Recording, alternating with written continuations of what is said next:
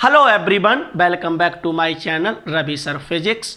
आज हम लोग क्लास 12 फिजिक्स का चैप्टर 3 का लेक्चर 4 पढ़ने वाले हैं। इससे पहले हम लोगों ने चैप्टर 3 जिसका नाम करंट इलेक्ट्रिसिटी है उसके 3 लेक्चर कंप्लीट किए हैं और तीनों लेक्चर में जो भी सिलेबस सीबीएसई ने डिसाइड किया है उसके टॉपिक कई एक टॉपिक उसमें हमने कवर किए हैं। जिन बच्चों ने अभी तक लेक्चर फर्स्ट सेकंड या थर्ड नहीं देखा है तो वो आप देख सकते हैं। आज हम लोग लेक्चर 4 को पढ़ने वाले हैं और लेक्चर 4 में इस चैप्टर के कुछ टॉपिक हम कंप्लीट करने वाले हैं और ये ऐसे टॉपिक हैं जिनसे बोर्ड एग्ज़ाम में क्वेश्चन लगातार पूछे जाते हैं। तो ये जितने भी टॉपिक आज के लेक्चर में हम लोग कंप्लीट करेंगे वो सभी के सभी टॉपिक आपके लिए एग्ज़ाम के लिए इम्पोर्टेंट हैं। कॉम्पिटिटिव एग्ज़ाम में भी कंसेप्चुअल टाइप के क्वेश्चन पूछे जाते हैं। देखते हैं, सबसे पहले हम लोगों का टॉपिक है डिडक्शंस ऑफ ओम्स लॉ। इसका जो दूसरी तरीके से ये क्वेश्चन पूछा जाता है उसमें आपसे कहा जाता है कि derivation of Ohm's law based on drift theory. Drift velocity की हेल्प से या ड्रिफ्ट वेलोसिटी का यूज करके ओम्स लॉ प्रूफ करना है, ड्राइव करना है, ये क्वेश्चन पूछा गया है और ये क्वेश्चन कई एक बार बोर्ड एग्जाम में आया है। कहीं कहीं तो सीधा कहा गया है कि डिडक्शन कीजिएगा ओम्स लॉ का, या कहीं उन्होंने बोला है कि ड्राइव करना है ओम्स लॉ और ड्रिफ्ट वेलोसिटी की हेल्प लेनी है। तो 2 नंबर में ये एग्ज़ाम में क्वेश्चन पूछा गया है। तो देखते हैं कि किस तरीके से ड्रिफ्ट वेलोसिटी का यूज करके ओम्स लॉ को ड्राइव करते हैं। ड्रिफ्ट वेलोसिटी हम लोग डिस्कस कर चुके हैं प्रीवियस लेक्चर्स में। आप वहाँ से ड्रिफ्ट वेलोसिटी क्या होता है, उसका फॉर्मूला क्या है, उसके फॉर्मूले में आई सिंबल का मीन्स क्या है, वो हम लोग वहाँ डिस्कस कर चुके हैं। अगर आप पहली बार इस वीडियो को देख रहे हैं, लेक्चर 4 ही डायरेक्ट देख रहे हैं, तो सब उनसे हमारी रिक्वेस्ट रहेगी कि आप लेक्चर फर्स्ट, सेकंड और थर्ड भी देख लें ताकि इनको समझने में कोई भी दिक्कत आपको ना हो। तो यहाँ मैंने शुरुआत वहीं से की है। ड्रिफ्ट वेलोसिटी का एक्सप्रेशन सबसे पहले मैंने यहाँ पर अप्लाई किया है। ड्रिफ्ट वेलोसिटी का एक्सप्रेशन क्या होता है, तो drift velocity equals to E tau upon M होता है। सिंबल हम आपको बता देते हैं। ई जो है वो चार्ज ऑफ इलेक्ट्रॉन को यहाँ रिप्रेजेंट कर रहा है और कैपिटल ई जो है वो इलेक्ट्रिक फील्ड को रिप्रेजेंट कर रहा है और टाउ जो है वो रिलैक्सेशन टाइम होता है। रिलैक्सेशन टाइम भी प्रीवियस लेक्चर में डिस्कस कर चुके हैं और एम जो है वो मास ऑफ इलेक्ट्रॉन है। ये आपको ध्यान रखना है। तो सबसे पहले मैंने इसकी शुरुआत की और ड्रिफ्ट वेलोसिटी का एक्सप्रेशन मैंने यहाँ पर लिख दिया है। आगे हम चलते हैं और एक रिलेशन और हम लोगों ने डिस्कस किया था। हम आपको बता दें कि पहले ही पढ़ चुके हैं कि electric current I equals to NEA VD होता है। तो यहाँ से जो अगर हम चाहें तो BD की वैल्यू यहाँ से हम फाइंड कर सकते हैं। तो कितनी मिलेगी, I अपॉन NEA मिलेगा। इसीलिए मैंने BD की जगह पर I अपॉन NEA लिख दिया है। यहाँ पर मैंने E ऐसा ही लिखा रहने दिया और इलेक्ट्रिक फील्ड का सेकंड चैप्टर में हम रिलेशन पढ़ चुके हैं कि पोटेंशियल डिफरेंस के साथ क्या रिलेशन होता है, तो V अपॉन L, इसलिए E की जगह पर मैंने V अपॉन L लगा दिया है। आगे बढ़ते हैं और यहाँ से मैंने V अपॉन I की वैल्यू को फाइंड किया। तो V अपॉन I की वैल्यू को फाइंड करने के बाद मुझे मिलती है ML upon NE square A tau. A जो है वो वायर का क्रॉस सेक्शन है, N जो है वो इलेक्ट्रॉन डेंसिटी है और E और मैंने ये आपको बता दिए, L जो है वो लेंथ है वायर की। टेम्परेचर अगर कांस्टेंट रखा जाता है तो हमें मालूम है कि रिलैक्सेशन टाइम कांस्टेंट रहता है। तो मैंने यहाँ पर लिख दिया कि constant temperature tau equals to constant. उससे पहले अगर हम आपको बता दें तो मास और जो इलेक्ट्रॉन का है या लेंथ है या जो भी अलग सिंबल दिए हैं वो सभी के सभी ऑलरेडी कांस्टेंट होते हैं, और टेम्परेचर कांस्टेंट पर रिलैक्सेशन टाइम भी कांस्टेंट हो गया। इसका मतलब है ये पूरा का पूरा जो टर्म है वो कांस्टेंट हो जाएगा, और इस कांस्टेंट को मैंने आर बोल दिया, और आर जो है वो रेजिस्टेंस ऑफ द वायर होता है। रेजिस्टेंस को हम लोग पीछे पढ़ चुके हैं। तो ये फॉर्मूला मैंने बॉक्स में इसलिए बंद किया है, न्यूमेरिकल डायरेक्ट इस फॉर्मूले से भी पूछे गए हैं, तो ये आपको लर्न रखना पड़ेगा कि रेजिस्टेंस का एक्सप्रेशन रिलैक्सेशन टाइम के फॉर्म में क्या होगा। तो यहाँ पर रिलैक्सेशन टाइम के फॉर्म में ये हमने लिखा हुआ है। तो ये कांस्टेंट है तो मैंने इसकी जगह पे कांस्टेंट आर लिख दिया। सॉल्व किया तो v इक्वल्स टू क्या मिला मुझे, आई आर मिला है, और यही देखो ओम्स लॉ होता है। तो कैसे ड्रिफ्ट वेलोसिटी के एक्सप्रेशन का यूज करके और v equals to I R तक हम पहुँचे, इसी प्रोसेस को डिडक्शन ऑफ ओम्स लॉ बोला जाता है। तो आपको अब ये समझ में आ गया होगा। आगे बढ़ते हैं और अपना नए टॉपिक की बात करते हैं। तो इनको हम मिटा देते हैं, इन्हें केवल बताने का काम था कि ये कैसे आया हुआ है। आगे हम इसको मिटा देते हैं और नया टॉपिक हमारा है temperature dependence of resistivity. Resistivity को भी हम प्रीवियस लेक्चर में डिस्कस कर चुके हैं। रजिस्टिविटी या रजिस्टेंस पर टेम्परेचर डिपेंड करता है। टेम्परेचर अगर हम चेंज करते हैं तो रजिस्टेंस या रजिस्टिविटी जो है मटेरियल की वो चेंज हो जाती है। तो यहाँ से भी क्वेश्चन पूछे गए हैं कि कंडक्टर जितने भी टाइप के होते हैं उनकी अगर उन कंडक्टर का टेम्परेचर हम चेंज करेंगे तो रजिस्टिविटी पर क्या फ़र्क पड़ेगा। तो यहाँ ये टॉपिक हम डिस्कस करने वाले हैं। तो हेडिंग हमारी क्या है, टेम्परेचर डिपेंडेंस ऑफ रजिस्टिविटी। इसको करने के लिए मैंने अभी देखो आर का फॉर्मूला निकाला, उसी को मैंने यहाँ पर नोट किया है। तो R equals to M L upon N E square A tau, और आर इक्वल्स टू भी हम पढ़ चुके हैं क्योंकि रजिस्टेंस प्रीवियस लेक्चर में पढ़ चुके हैं। तो रॉ एल अपॉन ए होता है। रॉ जो है वो रजिस्टिविटी है, अब मुझे रजिस्टिविटी का एक्सप्रेशन निकालना है, इसलिए आर को मैंने रिप्लेस कर दिया रजिस्टिविटी के फॉर्म में। तो रो एल अपॉन ए लिख दिया, राइट साइड ये लिखा हुआ है। एल अपॉन ए से एल अपॉन ए कैंसिल हो जाएगा और रजिस्टिविटी कितनी मिलती है, तो M upon N E square tau. यहाँ से भी बेटा क्वेश्चन पूछे गए हैं, तो ये एक्सप्रेशन भी आपको लर्न रखना पड़ेगा।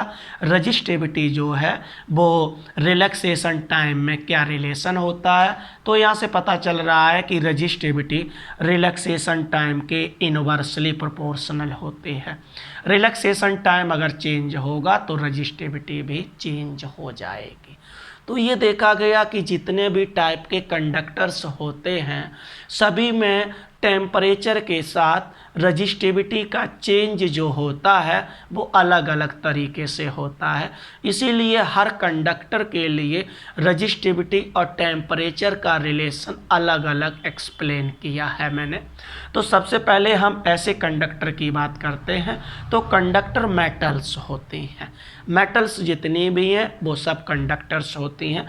तो मेटल्स का अगर हम टेम्परेचर इंक्रीज करते हैं तो क्या होगा, तो यहाँ मैंने शॉर्ट में लिखा है, ये टेम्परेचर को रिप्रेजेंट कर रहा है कि अगर मेटल का टेम्परेचर हम इंक्रीज करते हैं तो ये देखा गया कि रिलैक्सेशन टाइम जो है डिक्रीज हो जाता है। रिलैक्सेशन टाइम एक बार हम और रिपीट कर देते हैं। तो रिलैक्सेशन टाइम हम आपको बता दें, रिलैक्सेशन टाइम जो होता है तो उसके लिए हम आपको मेटल की थोड़ी सी कंडक्टर के बारे में बताते हैं। कंडक्टर के बारे में हम लोग जानते हैं कि कंडक्टर में फ्री इलेक्ट्रॉन प्रेजेंट होते हैं और आयंस प्रेजेंट होते हैं। जब इलेक्ट्रॉन रैंडमली भागते हैं, दौड़ते हैं कंडक्टर में, तो वो कोलिजन भी करते हैं। तो कोलिजन से पहले का जो टाइम लगा होता है उसी को हम रिलैक्सेशन टाइम कहते हैं। जैसे मान लीजिएगा कंडक्टर है और कंडक्टर में ये इलेक्ट्रॉन्स हैं, ये इलेक्ट्रॉन इसके साथ में कोलाइड करेगा या आयन के साथ में कोलाइड करेगा, तो जो टाइम उसने लिया उस टाइम को ही रिलैक्सेशन टाइम बोला जाता है। तो जैसे ही टेम्परेचर बढ़ाते हैं रिलैक्सेशन टाइम डिक्रीज हो जाता है। लेकिन क्यों डिक्रीज होता है ये रीज़न हम आपको बता देते हैं। जब हम टेम्परेचर कंडक्टर का इंक्रीज करते हैं तो कंडक्टर में प्रेजेंट फ्री इलेक्ट्रॉन की काइनेटिक एनर्जी इंक्रीज हो जाती है। काइनेटिक एनर्जी जब इंक्रीज हो जाती है इसका मतलब है उसकी स्पीड बढ़ जाएगी, और स्पीड बढ़ जाएगी तो एक प्लेस से दूसरे प्लेस तक हमें पहुंचने में टाइम जो है वो कम लगेगा। तो रिलैक्सेशन टाइम इस वजह से डिक्रीज हो जाता है। तो टेम्परेचर इंक्रीज होने से काइनेटिक एनर्जी बढ़ जाती है, जिसकी वजह से स्पीड बढ़ जाती है, और स्पीड बढ़ने से रिलैक्सेशन टाइम डिक्रीज हो जाता है। और जब रिलैक्सेशन टाइम डिक्रीज हो जाएगा तो मुझे इस एक्सप्रेशन से पता चल रहा है कि रजिस्टिविटी जो है वो इंक्रीज हो जाती है। तो मेटल के केस में टेम्परेचर इंक्रीज करने से रजिस्टिविटी भी इंक्रीज होती है। ये आपको लर्न रखना पड़ेगा, और इसका रीज़न भी मैंने आपको बता दिया है। ग्राफ पूछा गया है कि मेटल को ले लिया गया है और मेटल के केस में रजिस्टिविटी और टेम्परेचर के बीच ग्राफ कैसा प्लॉट होगा। स्पेशली ये कॉपर के लिए बनाया गया है, हालांकि हर टाइप की मेटल पर अप्लाई होगा। तो इसकी वजह से कॉपर का नाम भी ले लिया गया है एग्जाम में जो क्वेश्चन पूछे गए हैं, और ये कहा है कि कॉपर के लिए रजिस्टिविटी और टेम्परेचर के बीच ग्राफ प्लॉट करना है, तब भी यही बनाना है।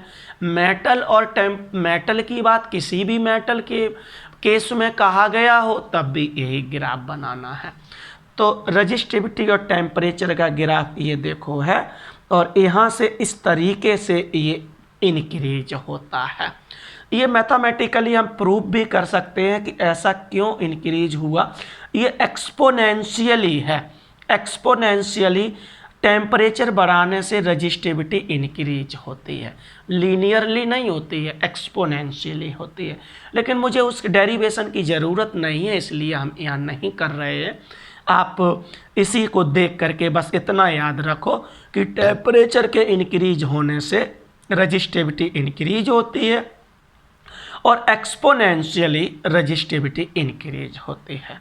एक दूसरा पॉइंट, जैसे ये लाइन जो है वो ऑरिजिन से शुरू नहीं हुई है बल्कि कुछ ऊपर है, तो ये देखा गया कि मेटल का टेम्परेचर अगर हम 0 भी कर देते हैं, 0 डिग्री सेल्सियस पर ले आते हैं, लेकिन उसकी रजिस्टिविटी है वो 0 नहीं होती है, कुछ ना कुछ रजिस्टिविटी ज़रूर ही उसमें प्रेजेंट होती है। इसकी वजह से ये ग्राफ जो है वो कुछ ऊपर से स्टार्ट हुआ है। तो आप इसको ड्रॉ करना सीख लो और मीन्स भी सीख लेना। एक्सपोनेंशियली ग्राफ है और ऑरिजिन से ये क्यों स्टार्ट नहीं हुआ। अब हम बात करते हैं सेमीकंडक्टर। ये भी एक ऐसा मटेरियल होता है जिसमें करंट आपका फ्लो हो सकता है, इसलिए इनको हम कंडक्टर बोलते हैं। सेमीकंडक्टर वैसे तो बहुत सारे होते हैं, लेकिन बेसिक जो सेमीकंडक्टर हैं वो 2 ही होते हैं। एक सिलिकॉन बोला जाता है और दूसरा जर्मेनियम बोला जाता है। सेमीकंडक्टर का पूरा चैप्टर ही हमारे सिलेबस में शामिल किया गया है और लास्ट 14 चैप्टर है जिसमें हम सेमीकंडक्टर के बारे में बहुत डिटेल में पढ़ेंगे और वहाँ पर ये नाम भी पढ़ेंगे। यहाँ केवल ध्यान रखना है कि सेमीकंडक्टर बेसिकली 2 होते हैं, एक सिलिकॉन और जर्मेनियम, और ये एक ऐसा मटेरियल है जिसमें भी करंट फ्लो हो सकता है। मेटल के अलावा भी ये ऐसे मटेरियल हैं जिनमें करंट फ्लो हो सकता है, इसलिए यहाँ पर इसका भी डिस्कशन किया गया है। तो सेमीकंडक्टर के केस में ये देखा गया कि रिलैक्सेशन टाइम कांस्टेंट होता है। मीन्स रिलैक्सेशन टाइम का कंसेप्ट सेमीकंडक्टर में कोई भी रोल प्ले नहीं करता है, ना ही कोलिजन का कोई कंसेप्ट है सेमीकंडक्टर के केस में। तो सेमीकंडक्टर के केस में क्या होता है कि जब टेम्परेचर हम इंक्रीज करते हैं तो सेमीकंडक्टर के जो एटम हैं उसमें जो बॉन्डिंग होती है वो बॉन्डिंग ब्रेक हो जाती है, जिसकी वजह से बहुत सारे इलेक्ट्रॉन जो एटम में प्रेजेंट थे वो फ्री हो जाते हैं। और जब इलेक्ट्रॉन बढ़ जाते हैं मीन्स एन जो है इलेक्ट्रॉन डेंसिटी जिसको बोलते हैं, जो इस फॉर्मूले में आया है, वो इंक्रीज हो जाता है।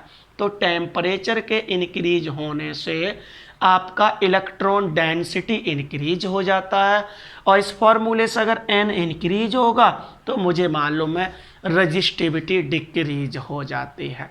तो लगातार टेम्परेचर अगर इंक्रीज करते हैं तो रजिस्टिविटी जो है वो डिक्रीज होती है। इसलिए ये मटेरियल ज़्यादा बेस्ट बोला जाता है इन कंपैरिजन मेटल के, क्योंकि कोई भी अप्लायंस हम बनाते हैं तो 24 आवर्स उसका यूज करने की कोशिश करते हैं, या ज़रूरत होती है तो करना भी पड़ता है। तो अगर मेटल से बना हुआ होगा सर्किट तो उसमें आप देख रहे हैं कि रजिस्टिविटी लगातार इंक्रीज हो जाएगी, और रजिस्टिविटी अगर इंक्रीज होती है तो करंट जो है वो बहुत डिक्रीज होता चला जाएगा। मींस अप्लायंस जो प्रॉपरली ऑपरेट हो रहा था वो ऑपरेट होना बंद कर देता है। तो ये एक सिलेक्शन भी मुझे बताता है कि कौन से मटेरियल का यूज हमें करना चाहिए। तो प्रेजेंट टाइम में इसका बहुत ज़्यादा यूज होता है, इसीलिए ये बहुत ही इम्पोर्टेंट है टॉपिक लास्ट का जो दे रखा है, मतलब चैप्टर जो बनाया गया है। तो यहाँ आपको समझ में आ गया होगा कि रिलैक्सेशन टाइम का कोई फ़र्क नहीं पड़ता है, इलेक्ट्रॉन डेंसिटी इंक्रीज हो जाती है और रजिस्टिविटी जो है वो डिक्रीज हो जाती है। तो सेमीकंडक्टर के केस में ग्राफ कैसा आएगा, तो वो ये ग्राफ देखो बनाया गया है। तो यहाँ पर देखा कि टेम्परेचर 0 होता है तो रजिस्टिविटी इसकी इन्फिनिटी होती है। टेम्परेचर 0 है तो रजिस्टिविटी इन्फिनिटी है, इसीलिए ये लाइन मैंने इधर जॉइंट नहीं की है, इनफाइनाइट है। और टेम्परेचर जब लगातार बढ़ाते हैं तो रजिस्टिविटी भी इसकी इंक्रीज होती चली जाती है। तो ये बहुत अच्छा मटेरियल है। टेम्परेचर 0 पॉसिबल नहीं है, क्योंकि रूम टेम्परेचर कुछ ना कुछ तो रहेगा ही हमारा यूनिवर्स में, या हमारी धरती पर, या हमारे क्षेत्र में। तो ये बहुत ही अच्छा है कि टेम्परेचर जितना बढ़ाओ उतना ही रजिस्टिविटी कम होती है और आराम से हम उसको ऑपरेट कर सकते हैं। तो यहाँ पर ये ग्राफ आपका दिया गया है, ये सेमीकंडक्टर के केस में रजिस्टिविटी और टेम्परेचर के बीच में। बेटा ये भी पूछा गया तो ये भी आप लोगों को बनाना आना चाहिए। इलेक्ट्रोलाइट आपका सॉल्यूशन होता है, और केमिस्ट्री में आपने इलेक्ट्रोलाइट पढ़े होंगे और उनके नाम भी जानते होंगे, जैसे कि सल्फ्यूरिक एसिड H2SO4 या नाइट्रिक एसिड, ये आपके इलेक्ट्रोलाइट होते हैं। और इलेक्ट्रोलाइट में जो करंट फ्लो होता है वो आयंस की वजह से करंट फ्लो होता है। तो इलेक्ट्रोलाइट भी एक कंडक्टर है, इसलिए इसका भी यहाँ पर डिस्कस किया गया है। तो इलेक्ट्रोलाइट के केस में क्या देखा गया कि टेम्परेचर इंक्रीज करने से रजिस्टिविटी जो है वो इंक्रीज हो जाती है। ऐसा क्यों, क्या ऐसा हुआ जिसकी वजह से रजिस्टिविटी डिक्रीज हो जाती है? तो इसका हम आपको रीज़न बता दें कि जो इलेक्ट्रोलाइट सॉल्यूशन होता है उसमें जो आयंस या एटम प्रेजेंट होते हैं उनके बीच में विस्कस फोर्स लगा होता है, क्योंकि इलेक्ट्रोलाइट लिक्विड होता है और लिक्विड में विस्कोसिटी प्रॉपर्टी होती है। ऐसा हम लोग 11th क्लास में डिस्कस कर चुके हैं, जिसकी वजह से वहाँ एक विस्कस फोर्स लगा होता है।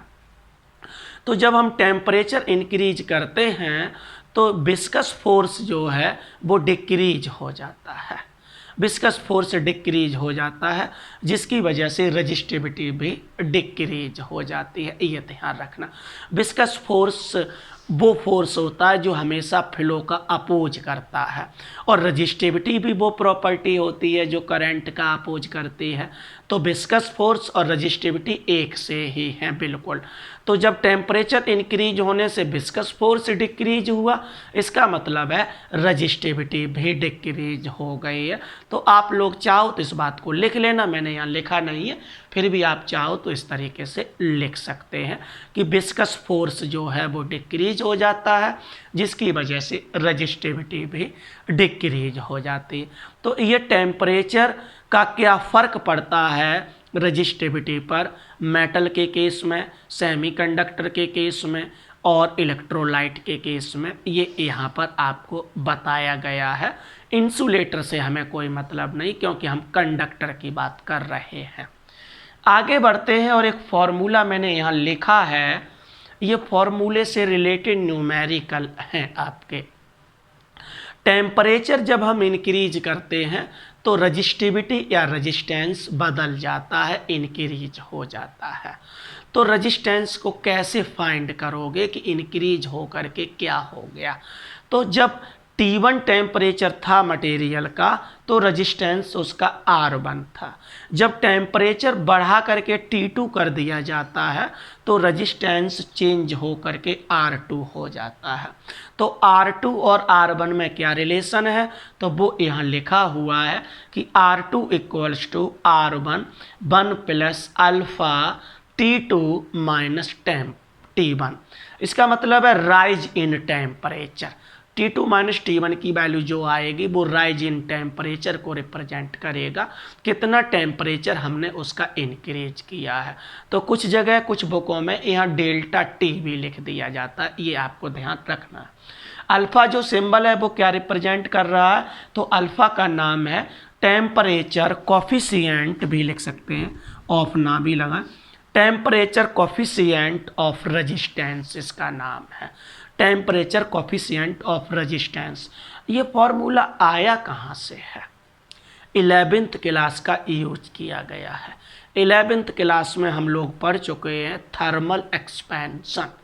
थर्मल एक्सपेंशन 3 टाइप का होता है, उसमें एक आपका लीनियर एक्सपेंशन होता है। लीनियर एक्सपेंशन में हमने ये पढ़ा कि अगर किसी मेटेलिक रॉड को हीट करते हैं तो उसकी लेंथ इंक्रीज हो जाती है, और लेंथ जो इंक्रीज हो जाती है तो उसके लिए इसी तरीके से फॉर्मूला बनता है L2 equals to L1 1 plus alpha T2 minus T1। आप ये फॉर्मूला देख सकते हैं थर्मल एक्सपेंशन 11th क्लास का टॉपिक पढ़ करके। और यहाँ हम लोग पढ़ चुके हैं कि R directly proportional to L होता है। तो R डायरेक्टली प्रोपोर्शनल L है तो हम L2 की जगह पर या L की जगह पर R लिख सकते हैं। तो इसका यूज करके ये डायरेक्ट फॉर्मूला बनाया गया है, और इसको आपको लर्न भी रखना है कि R2 equals to R1 1 plus alpha T2 minus T1। Example भी हमें दे रखे हैं इससे रिलेटेड, और एक्सरसाइज में भी बहुत सारे क्वेश्चन इससे रिलेटेड हमें दे रखे हैं। तो ये फॉर्मूला आप ध्यान रखोगे।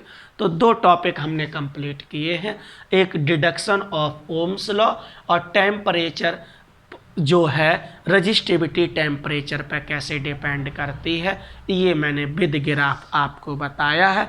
आप इसका स्क्रीनशॉट लेना चाहो तो स्क्रीनशॉट ले सकते हैं इसका। और आज के लेक्चर में इतना ही रखते हैं, और इससे आगे के टॉपिक हम नेक्स्ट लेक्चर में लेकर के आएंगे। प्यारे बच्चों, अगर कोई आपको डाउट लगे तो आप कमेंट बॉक्स में डाउट ज़रूर लिख दिया करो, ताकि हम आपके डाउट को सॉल्व कर सकें। और आप भरोसा रखो, आपका पूरा सिलेबस समय से कंप्लीट कराया जाएगा with exercise, with previous year.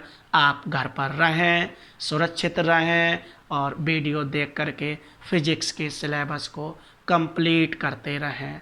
Very very thank you for watching my video.